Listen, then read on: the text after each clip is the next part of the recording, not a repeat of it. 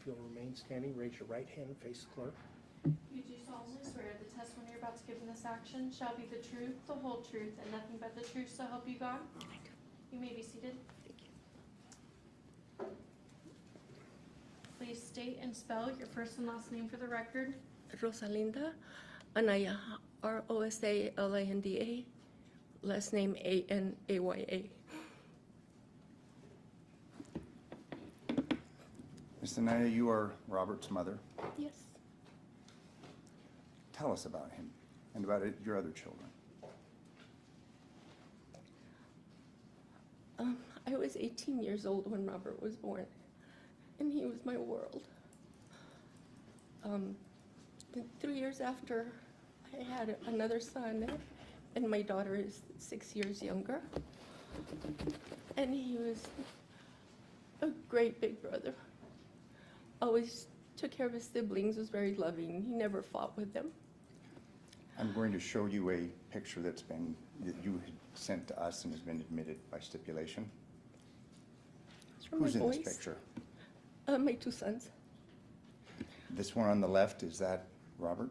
Yes. And the one on the right? Is my other son, his brother. How old was Robert, if you can recall, when this picture was taken? Probably about 5.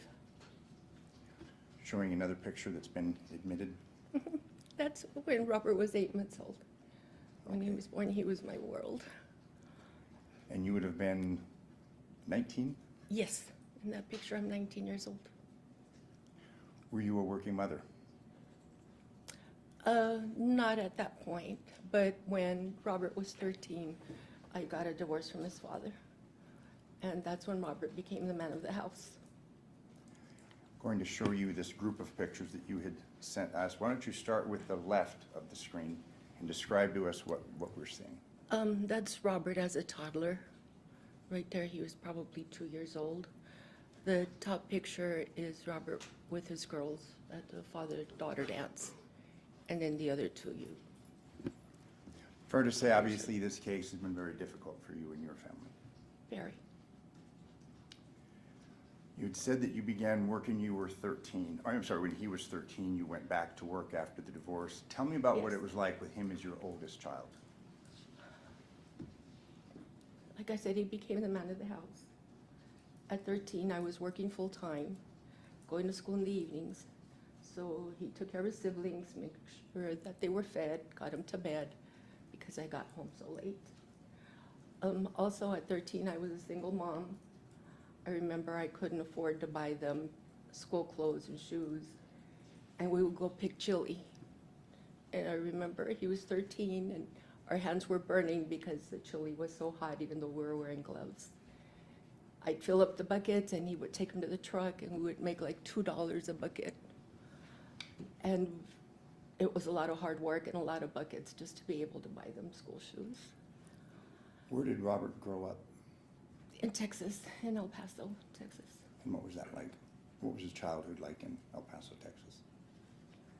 Like I say, he was a very good boy, very loving, very supportive of his siblings and myself.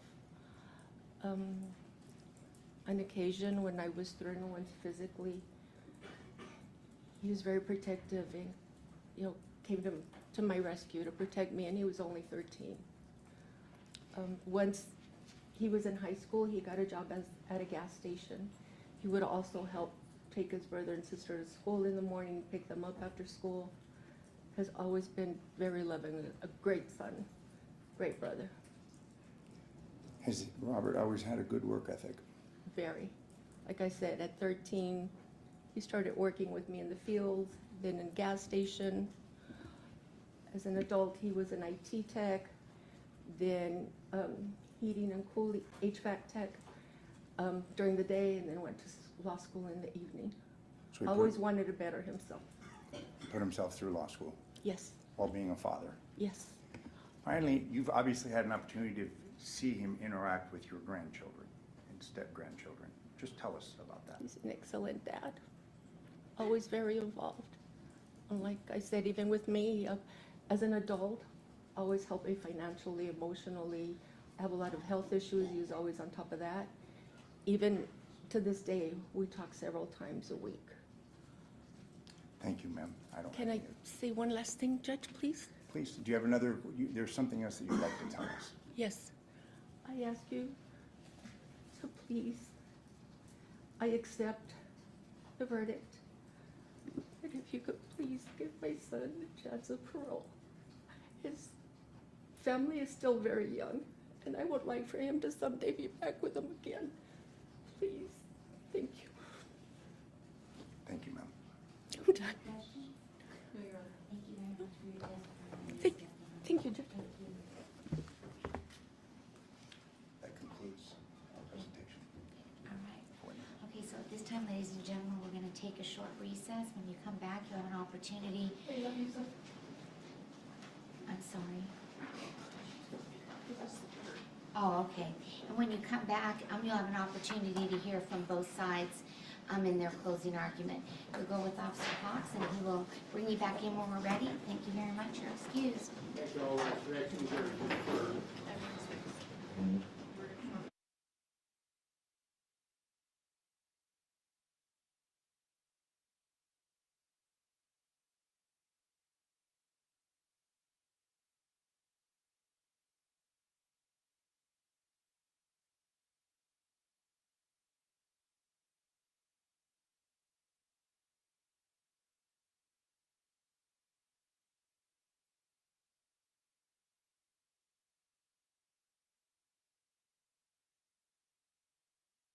We just needed to formally settle the instructions.